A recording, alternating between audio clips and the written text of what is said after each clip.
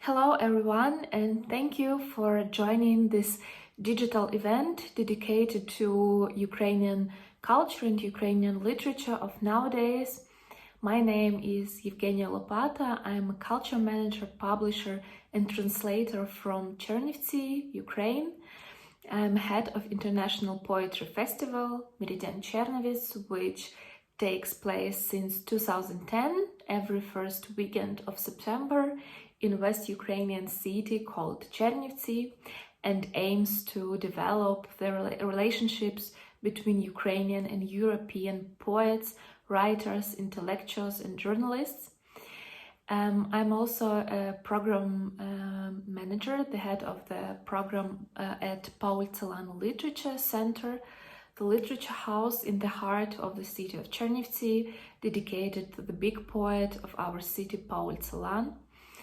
And I'm also editor-in-chief of the Meridian Czernowitz publishing house, based as well in our city, publishing modern Ukrainian authors, among them Serhiy Zhadan, Yuri Andrukhovich, and many others, interesting and important voices in Ukrainian literature of nowadays. By this digital event, I will try to give you an understanding of how Ukrainian literature and culture is working today on the example of our culture institution, which is a partner of the big network of European houses, and in particular this event we are doing in cooperation with our partners founded by Allianz Kulturstiftung. And this event actually should take place in Chernivtsi in our literature center, but this November got very hard for Ukraine, for all Ukrainian cities and regions, and even Chernivtsi, Bukovina are on the border with EU, with Ukrainian Union. Although we have a very bad and sad situation we are going through, so I'm talking about the destroyed infrastructure, and this is why we only have few hours a day electricity, and most time also we don't have any internet connection, any phone mobile connection. So literature events, culture events, but every events are nowadays really hard to make.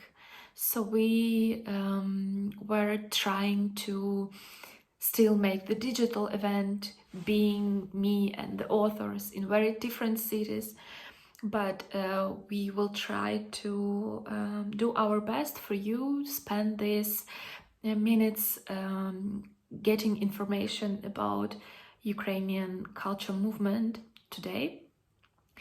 So this is November 2022, and we very soon we will have the hardest winter in our history, because, as I said, you will see it in the video of one of the authors today, what kind of conditions of life we have.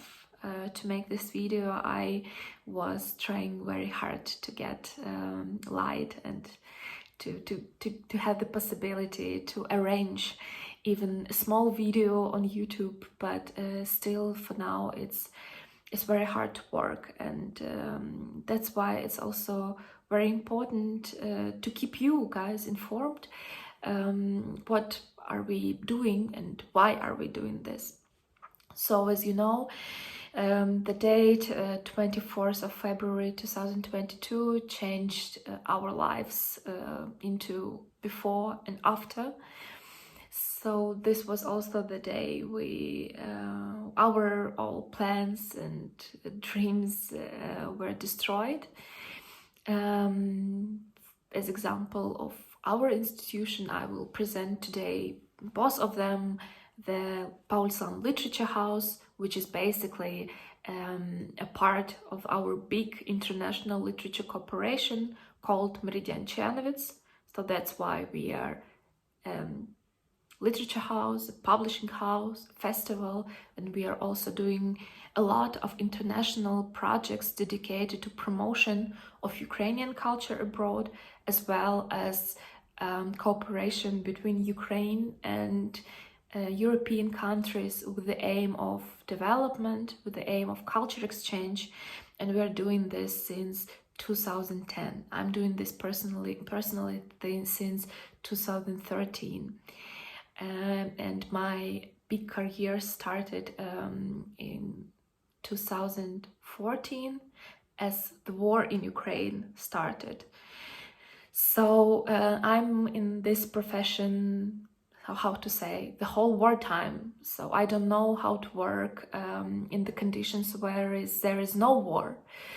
So I would not say that our work changed a lot since February, no, but it got more active, it got bigger, and it got more responsible for all of the actions we are doing. But since we felt this responsibility since 2014, our direction of work didn't change. We always had the aim to promote Ukrainian culture, to promote Ukrainian authors, and we are doing this now as well.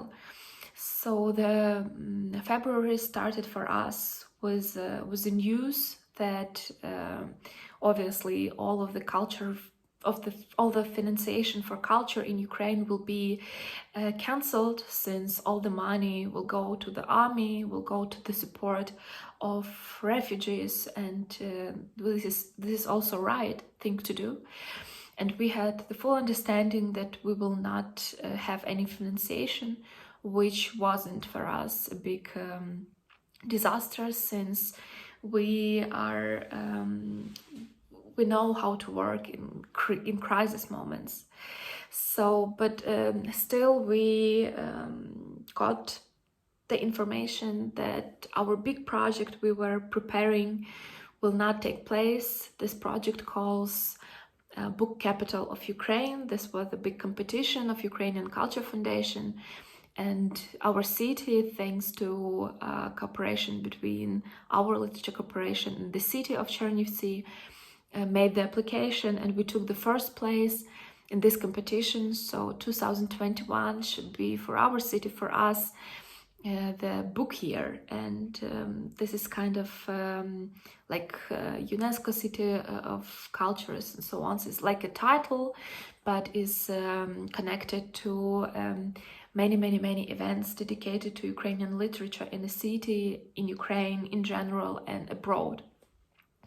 So the year started with a big disappointment that it's not going to happen, but this disappointment happened to all Ukrainians. We all had dreams, we all had plans, and it changed in one day, just because one dictator and one nation chose to take it away from us. But Ukraine is stronger as the Russians now think, and that's why we changed our plans and dreams rapidly, and we as literature corporation, as people who are very much involved into the culture progress, made the decision that we will do our best to keep Ukrainian literature alive and not to let it disappear. That's why even in war times we did the 13th International Poetry Festival Meridian Czernowitz in September, and we invited to this festival not only Ukrainian authors, but always, as usual, international guests. We had poets from Israel, we had poets from Austria, from Switzerland, and from Germany. So, and we had authors from Ukraine, from very different regions, and of course the main topic of the festival was war, and we even had the motto of the festival, supporting the Ukrainian army forces, thanks to Ukrainian army forces. because we were collecting donations for the Ukrainian army forces during the festival, and we thought at times, and we still think, that there is a big role of culture events today, and this is why our soldiers also are fighting for. They fight for us to have our normal life, to be able to do festivals, to read books, to write books, to publish books. And of course, this festival wasn't a celebration. There was no parties, no musician events, no concerts, but only poetry, only interviews and discussions on topics are important to us today. And after the festival, which was a big success, even more successful as all of the other festivals before, we did many parallel projects. For example, in the literature house, we were doing a lot of events, book presentations, film screenings, exhibitions to support the local people, and also to support the people from other regions where there is war now. So they came to us, still coming to us, to find a safe place. And of course, it's very important for them to have the possibility to visit cultural events. And this is what we did at Paul Celan Literature Centre. In particular, we had the project Literary Autumn in Chernivtsi, based on our center. We invited a lot of people to take part in seminars of writing, of creative writing. We have shown Ukrainian films made based on Ukrainian modern books, for example, by Sofi Andriy or Serhiy Zhadan. We also had a lot of meetings with Ukrainian authors, and this is how we were trying to support the local citizens and like people of Chernivtsi, as well as refugees who found the place to be during the war in our cities.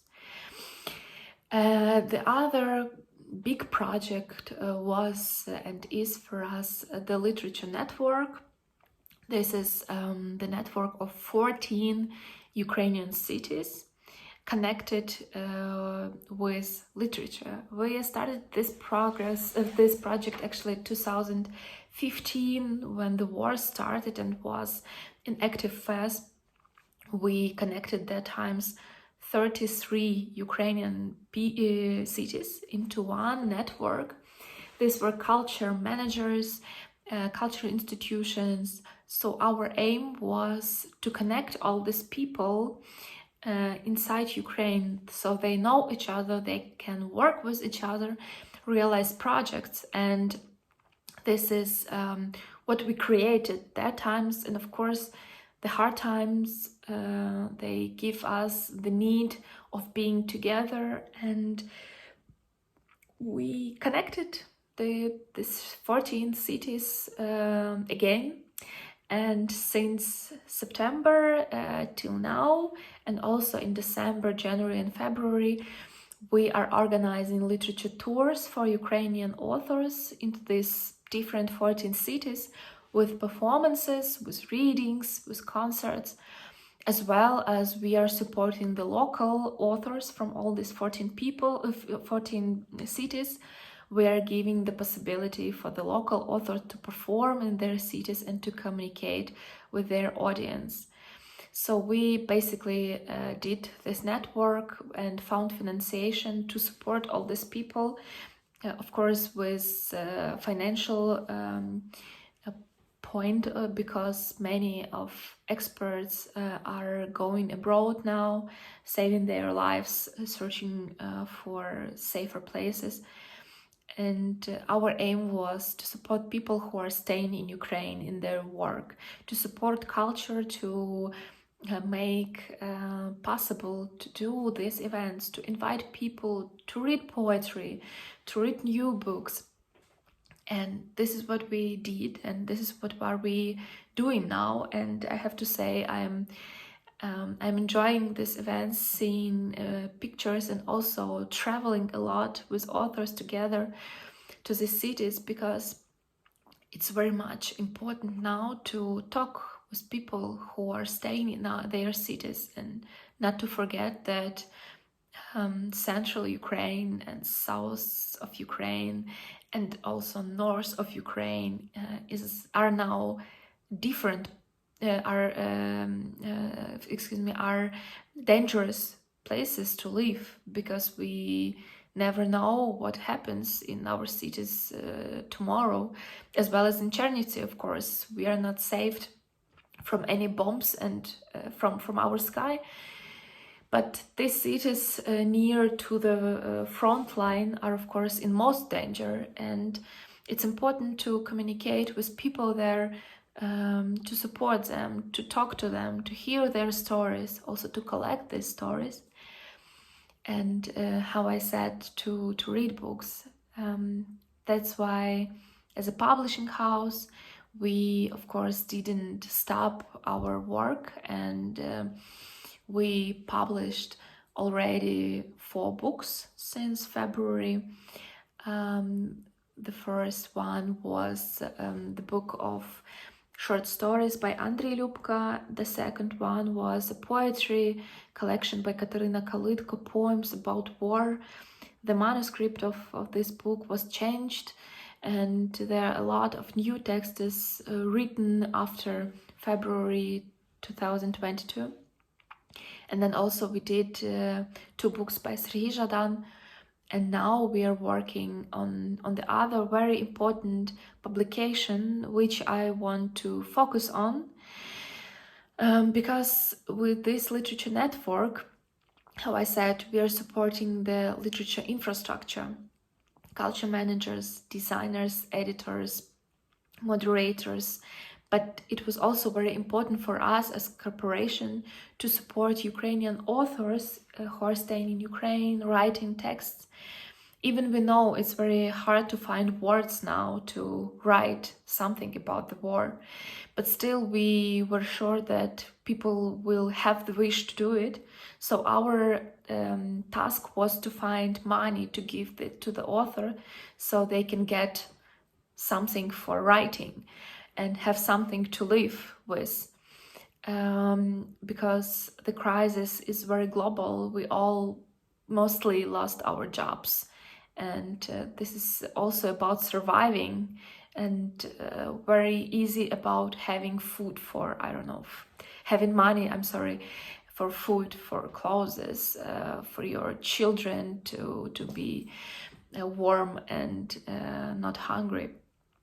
So we invited 100 Ukrainian authors to write texts.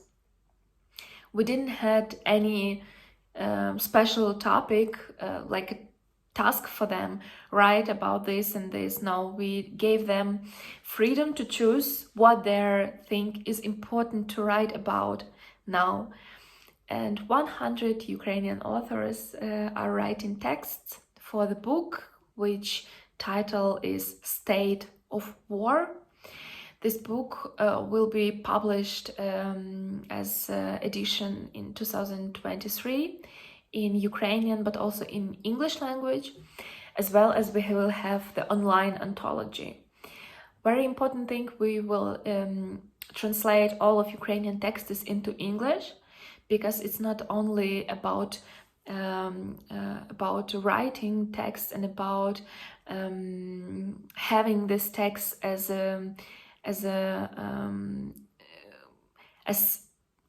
something written about the war now, so we can read in many years and know how the war was. But it's also about informing people in the world what is going on in Ukraine,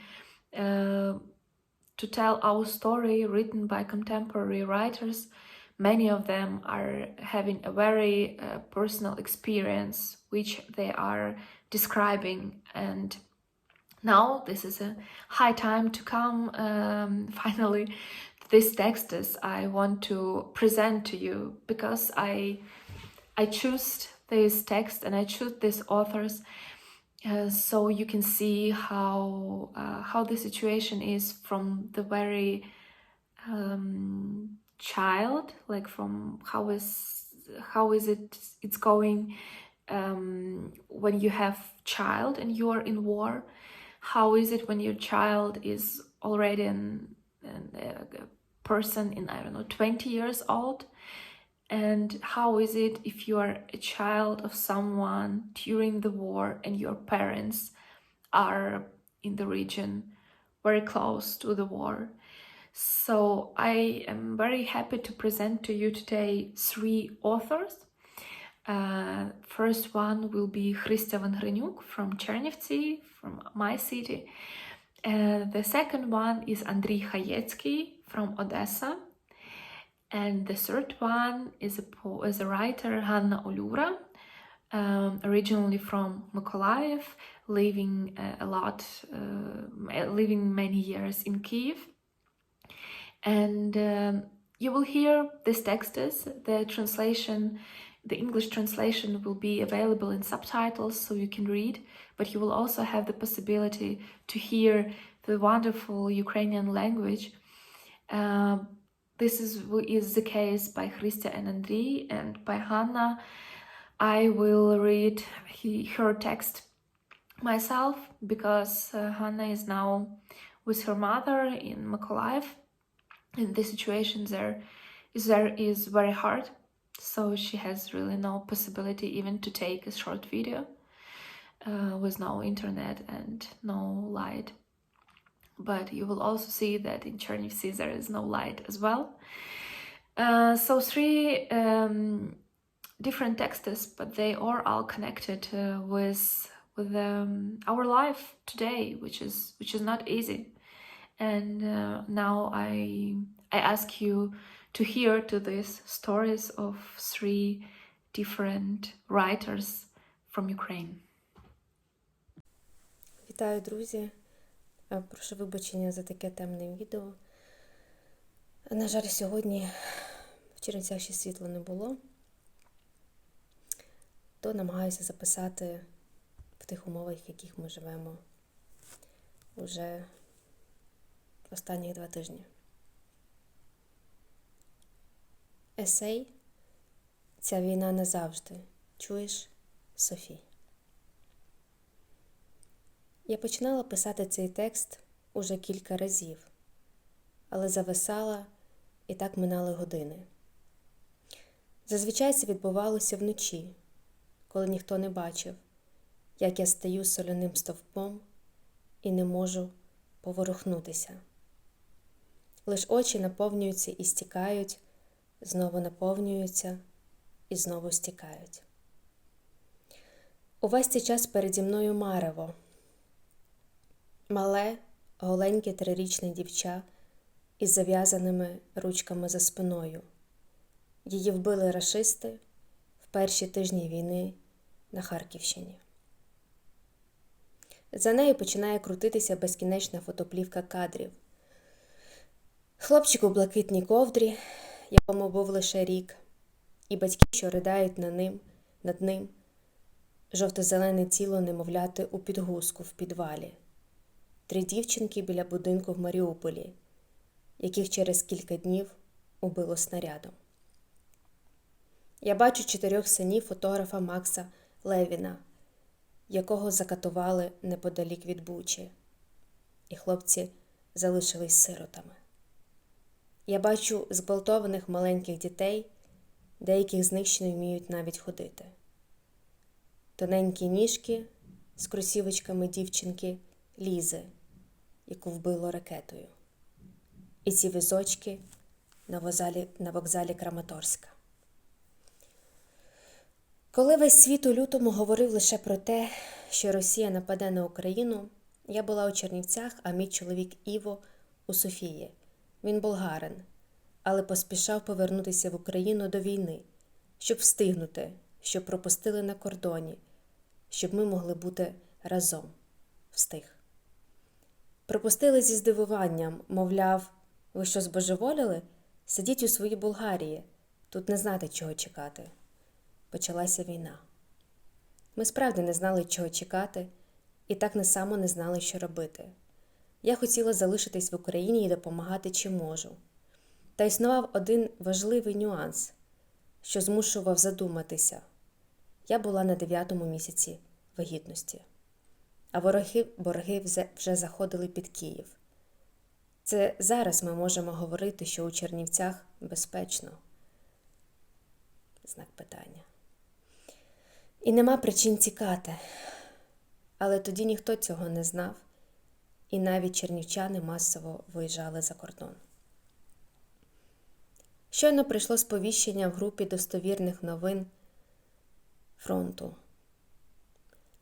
Розстріл автомобільної колони на Харківщині. Росіяни вбили щонайменше 20 людей, 10 з них – діти.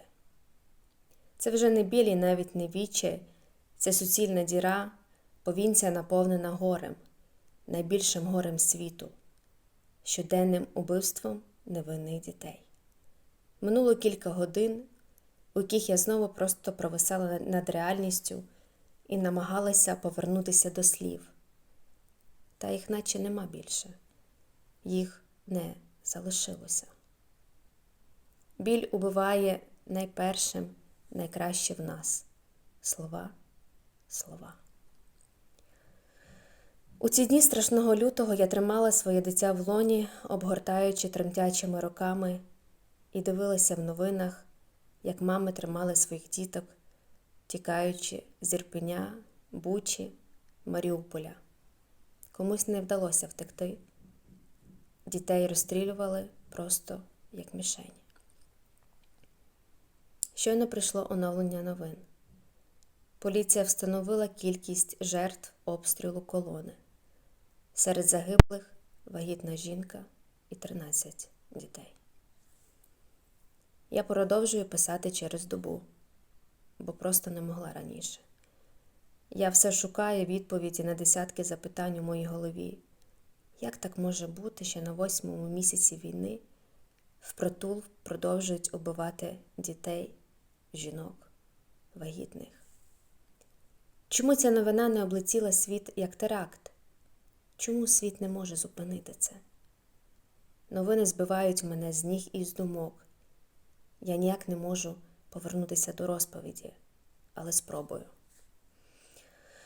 Ми залишилися в Чернівцях, скуповували в аптеках лікарень кровоспинні, шовний матеріал, скальпелі, сильні знеболювальні в ампулах. Я ще з 2014 року добре пам'ятала, що необхідно на передовій. На вулицях було сіро і моторошно. Мокрий сніг розсікав усе навкруги. Машини стояли в безкінечних заторах за пальним.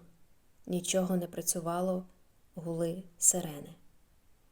Під це виття дитя завжди прокидалося і билося в мені, наче хотіло вийти, наче теж боялося чи відчувало мій неспокій.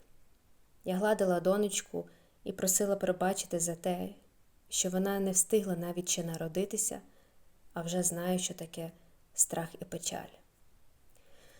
Я обіцяла їй, що все стане краще, коли вона буде вже по цей бік світу, що ми встигнемо побороти це зло до її приходу.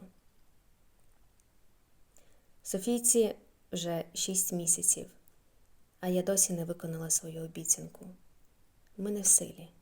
Ніхто не в силі. Ми можемо відвоювати наші території, складати окупантів по частинах у пакети, можемо витравлювати їх, наче колорадських жуків або тарганів з наших земель, але ми не спроможні захистити наших дітей. Вороги настільки ниці, що мають снагу і досвід лише до одного – гвалтувати, катувати, вбивати слабших. У який світ я запросила тебе, донечко? Часто питаю вголос, цілуючи її маленькі пальчики, а саму охоплює жах. Коли мене просять розповісти про досвід війни щиро, відповідаю, я ніколи раніше не знала, що існує таке зло. Воно просто безграничне, немислиме, воно не має нічого спільного зі словом людина. Я була певна, що все найстрашніше назавжди залишилося у підручниках, у згадках про Голокост і Голодомор, що людство змінилося, звільнилося, очистилось. Але я не могла уявити, що між людьми і рашистами така велика різниця, тобто нічого спільного, а нічогісінько. Це дуже страшний досвід, надто болючий. Він зробив нас усіх старими, а наших дітей – сивоголовими. То що ж нам зрештою залишається? Надзвичайно багато любові одне до одного, віри, поваги, гордості за свій народ, за батьківщину, а ще мільйони скалічених родин, травмованих душ, незліченно смертей, болю, болю і болю. Та найважливіше ніколи не забути. Свій перший урок моя доня отримала від мене про те, що світ складається на людей і рашистів.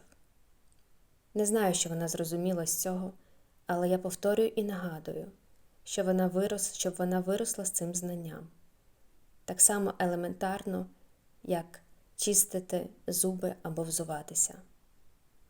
Якщо ж ми знову забудемо, пробачимо, проковтнемо, як у 2014 році, нашим дітям доведеться переживати те саме, що і ми зараз. Але тоді вже вони будуть у головних ролях. Це зло ніколи не задрімає, саме тому наші нащадки повинні бути готовими завжди і до всього. Не так, як ми, що знехтували словами Тараса Шевченка, Миколи Хвильового, Василя Стуса і пропустили, повірили, злегковажили. Коли ми приймемо страшне розуміння, що ця війна назавжди, нам полегшає враз, і ми зможемо призвичаїти своє життя до цієї обставини, навчитися існувати із цим, жити, щасливіти навіть. Тоді вже ніхто не запитає, за що ж це нам, українцям? Бо усвідомлення того, що ти обраний для боротьби з найбільшим злом, назавжди позбавляє страху. І так, це ми, єдиний народ, який має силу придушити цього двоголового демона. Лиш на хвилинку заплющити очі і уявити світ без русні. Гарно, правда ж? От чому ми підіймаємо голови і, стоячи на міцних ногах, повні впевненості і завзяття, з вірою у перемогу, вкотре вступаємо в бій.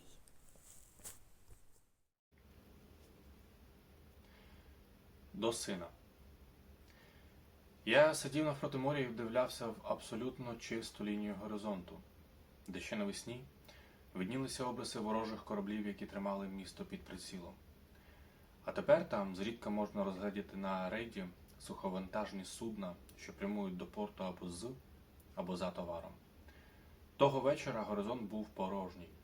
Лише тихе, врівноважене передосіннє море, безпосередній доступ до якого перекривала попереджувальна червоно-біла стрічка. Не можу згадати, коли саме з'явилася ця потреба. Перед будь-яким важливим кроком у житті приходити до моря і певний час дивлятися у велику воду.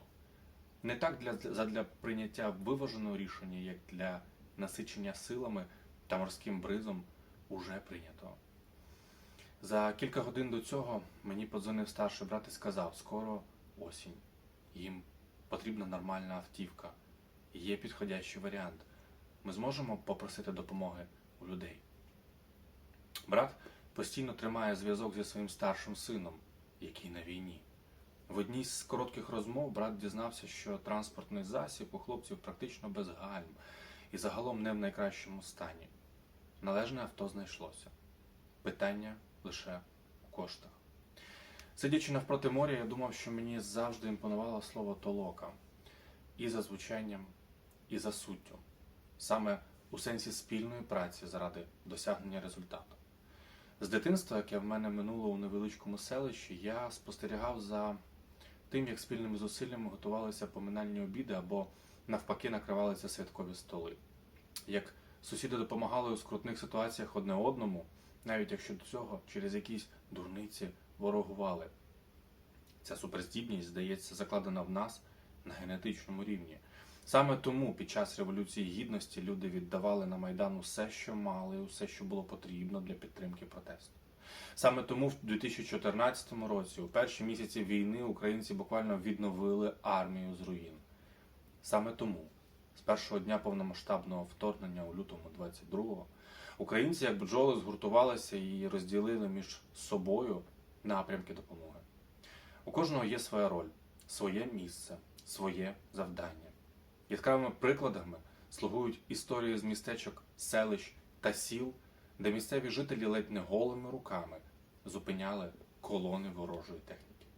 І слухаючи, наприклад, розповіді про вуличні бої між армійцями ворога та простими бухгалтерами і водіями з тероборони на центральному ринку південного селища, про спалення ворожої техніки, зробленими власноруч коктейлями Молотова, та зняттям акумуляторів і зливання палива із зупинених бойових машин, розумієш, що ось вона сіль цієї землі. Люди. Люди, які гуртуються. Усі ці роки я органічніше почувався серед тих, хто допомагає. Колись бабуся, яка виросла у голодні воєнні роки, казала, що в дитинстві пообіцяла собі почати працювати, заробити грошей наїстися. Це, зрештою, переросло в нашій родині у культ їжі із першочерговим обов'язком нагодувати кожного, хто зайшов у наш дім. У мене ж в юності була дещо інша мрія – отримувати такий дохід, аби могти допомагати іншим. Тому все своє свідоме життя я намагаюся надавати посильну допомогу тим, хто її потребує. І зовсім не вважаю це якоюсь власною чеснотою. Навпаки, наголошую, що взаємопідтримка і взаємодопомога – єдине, що нас урятує. Водночас мені завжди було ніяково просити про допомогу когось. Після дзвінка брата я сидів на березі моря і пояснював самому собі, що в цьому випадку ми проситимемо не особисто для себе, а для захисників. Брат не бачив свого сина понад рік. Від лютого молитви в нашій родині посилилися. Рідний нам 20-річний хлопець став для нас уособленням усієї армії. Вартість автомобіля перевищувала можливості нашої родини, тому ми почали збір, не знаючи, скільки він триватиме. Про всяк випадок попросили продавця зачекати днів 10. Але вже за 4 я передавав братові необхідну суму. Це була своєрідна квінтесенція української взаємопідтримки. Сотні грошових переказів з усіх куточків світу в неймовірно короткий термін надали можливість придбати транспорт для фронту. І я щиро схиляю голову, як перед кожним, хто долучився до збору, так і перед кожним, хто проводить подібні збори на потреби армії щоденно. У цьому і полягає секрет нашої стійкості. За 1,5 дні брат, за фахом автомаляр, привів до ладу автівку та безапеляційно заявив: «Повезу сам». Очевидно було, що для нього ця поїздка щось набагато більше та глибше за звичайне піклування і допомогу захисникам. На моє питання, чим для тебе був цей автомобіль, він відповів: «Це їхній дім на колесах». І зі сльозами в очах додав: «Він просто взяв мене за руку і тримав, розповідаючи щось абсолютно для них буденне. А мені ж весь цей час просто потрібно було доторкнутися до нього. І все. Тепер я спокійний». Дорогою на схід, каже, відчув, що таке справжня повага і підтримка. Жодних затримок на блокпостах. Водії поступалися смугами руху. А на одній заправці, вже зовсім близько до пункту призначення, жінка з припаркованого автомобіля подякувала, склавши пальцями сердечко. На останньому блокпості була найтриваліша перевірка документів. І це абсолютно виправдано, тому що прифронтова зона – місцина, де майже немає цивільних. На запитання, куди прямуєте, він відповів: «До сина». «Проїжджайте», – почув у відповідь.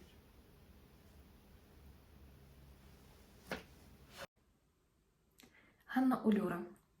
Мамо, а коли це ти почала відкликатись на бабусечку? Старші люди за наближенням фронту воліють не покидати домівки. Вони не мають фізичної можливості, бо, зокрема, постраждали від попередніх бойових дій. Вони залишаються, щоб зберегти майно для молодших. Вони певні, що зі старими на війні нічого не станеться. Читаю. Human Rights Watch випустило у 2022-му глобальний звіт за 10 років.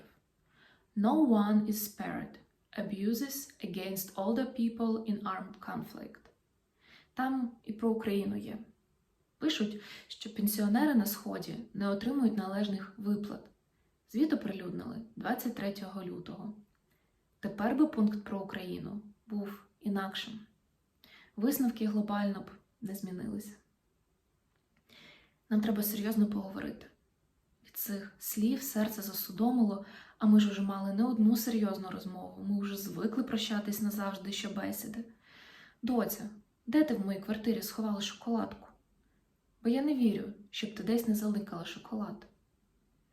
Ми ще потеревенимо, поки триває обстріл її району. Ми будемо реготати над дурними жартами, щоб заглушити звуки прильотів неподалік. Потім я вироблю відеозв'язок із мамою і ревітиму вголос. За даними міського голови, за півроку повномасштабної війни Миколаїв мав 23 спокійні дні. Себто без обстрілів, вибухів і прильотів. Сирени там уже не рахують. Вдалася до суто магічних практик. В усіх своїх аккаунтах вказала рідним містом Миколаїв, хоча уже кварту століття там не живу. Адже саме там зараз усе моє життя, а антонім війни – то не мир, то саме життя. Війна – це чути в телефонну трубку голос матері і одночасно вибухи від касетних снарядів, та без залишку вірити, що її місто вистоїть, бо чого-чого, а впертої дурної вдачі йому не позичати. Баштанка – невелике містечко в Миколаївській області, тепер на слуху. Там 1 березня розгромили колону танків. Місцеві йшли голіруч проти важкої техніки. Баштанка в тамтих Палестинах відома своїм неофіційним слоганом «Нахуй танки, ми з Баштанки». І ні, його придумали задовго до цієї війни. Мама мене заспокоює після першого прильоту в її мікрорайон. «Гань, що зі мною станеться? Я з Баштанки». Ну, а от татусь твій був уже городський. Ніжний, бач, розбавив тобі мою кров, то й нервуєш дрібниць. Я нервую з дрібниць. Щоранку після новин про нічні обстріли малюю хрестики на карті її району, наче граю в пекельний морський бій. Мимо поранив, мимо підбив. А вона відволікає від тієї збоченої гри. Тут такий хлопець-волонтер по квартирах ходив. Каже мені: «Бабусечко, вам треба щось ще? Може, меблі допомогти посунути подалі від вікна?» Такий милий хлопчик, що я навіть на бабусечку не образилась. Старші жінки на цій війні – бабусі, бабці, бабулечки, бабусечки. Знайомі дівчата 20+ міркують, якими вони будуть бабусями.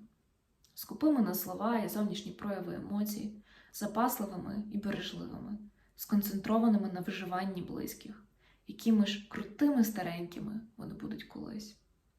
Один із перших мемів повномасштабної війни – борт на автобусній зупинці біля села Мигалки.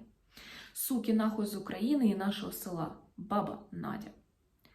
Поруч із жінкою з соняшниками з Генічеська і прикордонниками зі Зміїного баба Надя постала в ту люту весну символом спротиву. Мене бентежить перетворення людини на символ, хоча і зрозуміла під час екзистенційних загроз. Відчайдушно, зі своєю розбавленою страхом кров'ю, намагаюся уявити собі ту бабусю з Мигалок, і поволі приходить певність. Я її не раз зустрічала на цій війні. Тільки от звалась ця жінка по-різному. Київська відьма. Ніч проти 26 лютого по Києву і області вибухи і прильоти. Виє сирена. У дворі стоїть стара і тримає в руках вхідний килимок. І з кожним новим вибухом вона сильно б'є його об стовбур абрикоси. З вікна неподалік несеться чоловічий голос. «Ти що, стара, робиш на?» А вона відповідає: «Зло з порога ганю». І продовжує: «Михайловна». Я її часто бачила, коли стояла в перші дні вторгнення в черзі до супермаркету на районі. Кремезна, сувора, з незмінною карміновою помадою на губах і в косинці з люрексом. На касах поруч швидко працюють оператори. Наче ж сирена дзвеніла: коротка чи довга? А зараз що дзвонить? Коротка чи довга? Працюй давай. Михайловна сирену вимкнула. Михайловна з тих, що все може. В новинах якраз прочитала рекомендацію вивішувати плакати загрозливого змісту. Моєму району точно личив би плакат: «Іди сюди, Михайловна тебе вимкне». Пані Валентина. Вона 3 тижні жила в Бучі, поки не змогла звідтам евакуюватися. Одна на весь під'їзд, без світла і газу, з котом і торбинкою сухарів. Собі думаю, діти без нічого поїхали, а я тепер все кину тут, голі босі будемо. І так мені обідно стало. Вона розказує, що мала в запасі варення і якісь закрутки, але не змогла їсти їх одна. Ну як же це, сісти і відразу з'їсти самою? Закрутки то для родини. Баба Катя і баба Галя. Побачила бабусю у черзі до аптеки. Виявились сусідками. То й допомагала поселитись їм разом, облаштувати там коридор за 2 стінами. Вмовила, тільки пояснивши, що економніше буде вдвох годуватися. Бої під Києвом. Завезла їм харчів і докупила побільше солодощів. Катя мені пише смски, що Галя нехлюйка, закидала весь коридор своїм барахлом і кашу варити нормально не вміє. А от цукерки були вкусні. А це в мене ще Галиного номеру не було. Світлана. Вона часом пише мені. Неймовірна жінка. Бабуся дорослих уже онуків. Пише з евакуації, з глибокого тилу, куди вибралась глибокої весни з підвалів розбомбленого Харкова. Пише, поміж іншого, так буденно: «Мої діти вирішили в Україну не повертатись». Виявляється, війну можна розказати в 7 словах. Чорнорота Поліщучка. В перший день евакуації до Львова побачила її поблизу ринку. З одягу нас легко було впізнати тих, хто їхав в поспіху. Вона несла важку торбу. Я запропонувала піднести. У відповідь гримнув шквал добірної лайки з характерним чернігівським акцентом. Сама впору і змовляв: «Не займай». Потім вона глянула на моє обличчя і уже спокійніше додала: «Про себе краще попіклуюся, ти диви, рятувальниця знайшлась». Баба Надя, альфа-карга з мого під'їзду. Вона взялась готувати для стареньких у нашому і сусідньому будинках, а я купувала і привозила для того харчі. «То ти письменниця, значить? Ну, які книжки пишеш? Хороші? Про любов, мабуть». «Добре, що про любов. Добре, що книжки пишеш. Бо моркву ти чистити не вмієш, дай сюди ножа». Після звільнення Київської області вона сиділа на своїй стратегічній лавочці у дворі та зустрічала всіх, хто повертався до міста. «Женю, ти повернувся? А де ж ти був, Женю? Поки я тут Київ боронила». «Да, Жень, сама боронила». Женя не огризається навіть. У квітні 2022-го Help Age International випустили заяву. В Україні кожній 3-й людині, що потребувало допомоги від початку війни у 2014-му і до весни повномасштабного вторгнення, було більше 60 років. Наша війна – найстаріша гуманітарна криза у світі. «Мамо, – кажу, – чула заяви занепокоєної міжнародної спільноти, що треба миритися з росіянцями. Ядерної бомби, напевно, перелякалися. І чого вони бояться?» Щиро чудується жінка з Миколаєва, яка вже вміє відкликатися на бабусечку. Dear friends, many thanks for watching these videos and for listening to our stories. Please share this video to people who are interested in Ukrainian literature, which is written today during the Russian war against Ukraine.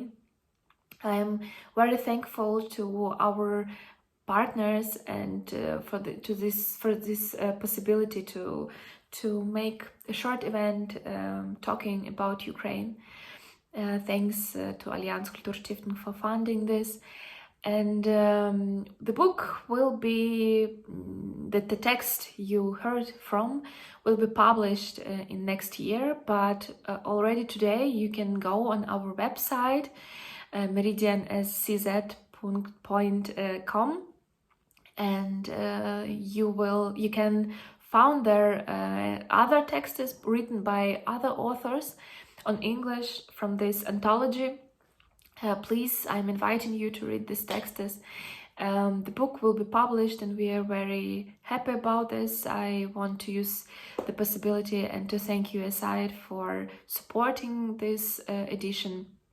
But first of all, thank you for the interest, because if you joined us, it means you're interested in what is happening in Ukraine. This is very much important, to my opinion, because we saw during these months is how important is it to feel support of friends, of partners from the world, how important it is to show solidarity with Ukraine, and for us also to feel this solidarity. And the thing I want to say to you now is we are continuing our work wherever happens. We are doing festivals, we are doing literature events, we are leading cultural programs and literature centers, we are writing books, we are publishing books, we are writing texts, we are informing you about the reality we woke up one day, the reality we didn't want to, and the reality we still don't know how to live with. It's a very hard time, but I'm very happy that in these hard and dark times, very dark times, with no electricity and so on, we are together. And thank you for joining, thank you for your supporting. Please keep doing it, because the light will win against the darkness, you know it, and we know it. And we very much hope to be able to meet all of you in Ukraine, to show you our beautiful country, which is very rich on great Ukrainian authors and literature. So thank you for joining us, and please follow us on social networks. We are very active in our projects in Ukraine as well, in Europe, especially in Germany and German-speaking countries.